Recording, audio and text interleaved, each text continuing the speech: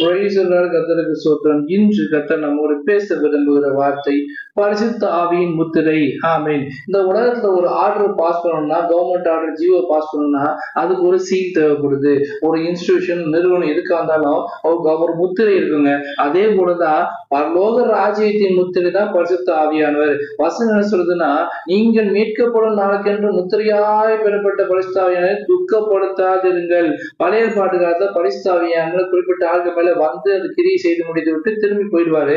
ஆனா புதிய ஏற்பாட்டை பரிசு வாங்கி உங்களுக்கு கர்த்தர் வந்து வாழ்க்கையிலும் என் வாழ்க்கையிலும் நிரந்தரமா நம்மோடு தங்கி நமக்காக வழக்காடி நமக்காக பரிந்து பேசி நம்மை ஆசீர்வதிக்கிறது தான் பரிசுத்த ஆவியானவர். அந்த ஆவியானவர் நம்ம துக்கப்படுத்தாத இருக்கணும். எப்படின்னா, நம்ம கர்த்தருக்கு பிரியமில்லாத காரியங்கள் செய்யும் போது அவரை நமக்குள்ளே வாசம் செய்கிற ஆவியானவர் நம்ம துக்கப்படுத்துறோம். மீட்கப்படும் நாள் என்று ஒரு நாள் இருக்கிறது.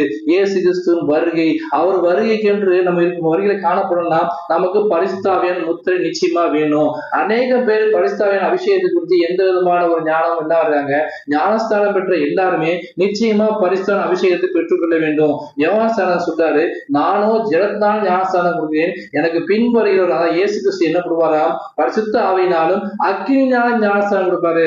அதனால மீட்கப்படும் நாளுக்கு என்று கொடுக்கப்பட்ட முத்திரையாய் கொடுக்கப்பட்ட பரலோக ராஜ்யத்துக்கு பிரவேசிக்க வேண்டும் என்றால் பரிசுத்த ஆவியின் அபிஷேகம் முத்திரை நிச்சயமாய் தேவைப்படும். அதனால அனுதினமும் நமக்காக பரிந்து பேசுகிற பரிசுத்த ஆவியான முத்திரையை பெற்றுக்கொள்ள வேண்டும். அபிஷேகத்தை நிரம்பி நிரம்பி நம்ம ஜெபிக்கும் போது, அந்த அபிஷேகத்தை காத்துக் கொள்ளும் போது, பரிசுத்த ஆவியான அபிஷேகத்தை நம்ம காத்துக் கொள்ளும் போது, நமக்குள்ள வாசம் செய்கிற பரிசுத்த ஆவியான அளமூட்டி எழுப்பும் போது அவர் நமக்காக யாவையும் செய்து முடிக்கிறவராய் இருக்கிறார்.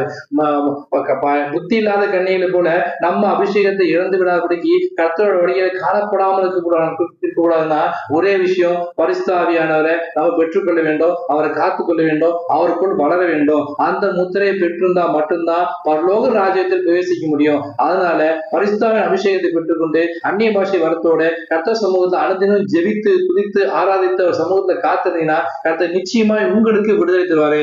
அந்த பரிசுத்த ஆவியானவரை துக்கப்படுத்தாம, அவருக்கு பிரியமில்லாத காரியங்கள் செய்யாம, அவருக்கு பிரியமான பிள்ளைகள் நடந்து கொள்வோம். அவர் அபிஷேகத்தை முத்திரையை காத்துக் கொள்வோம். ஆமென்.